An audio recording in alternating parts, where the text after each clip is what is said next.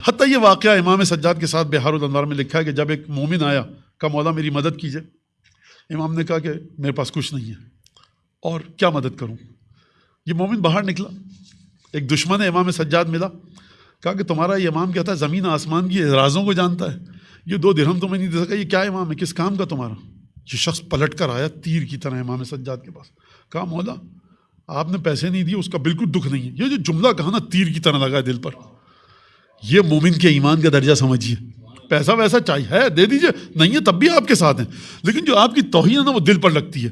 مولا یہ اب برداشت نہیں ہو رہا. امام نے گریہ کیا, کہا کہ میرے گھر میں 2 روٹیاں تھیں میرے کھانے کی, لیکن یہ اس قابل نہیں تھی کہ میں تجھے دیتا, اگر تو کھا سکتا ہے تو کھا لے. یہ شخص کہتا ہے میں نے توڑ کر دیکھا ٹوٹ نہیں رہی, یہ چبیں گی کیا مجھ سے.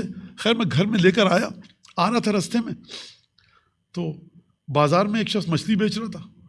میں نے کہا بھائی کتنے کی ہے مچھلی کا, کیا پیسے نہیں ہیں, روٹی ہے. کہا کہ روٹی دے دو, بارٹر سسٹم آپ جانتے ہیں. روٹی دی, مچھلی لے لی, مچھلی لے کر آیا, اس کو جب کاٹا تو اس میں سے ایک ہیرا نکلا, اور اس کے بعد وہ ہیرا اس نے بیچ کر اس کی زندگی بڑی بہترین ہو گئی. اور واقعات بڑے طویل ہیں. کچھ دیر بعد وہ شخص آیا, کہا بھائی تو نے جو مجھے روٹی دی تھی یہ مجھ سے ٹوٹ نہیں رہی, یہ لے لے, اور مچھلی سے جتنی چیزوں کا تعلق نکلا ہے وہ سب تیری.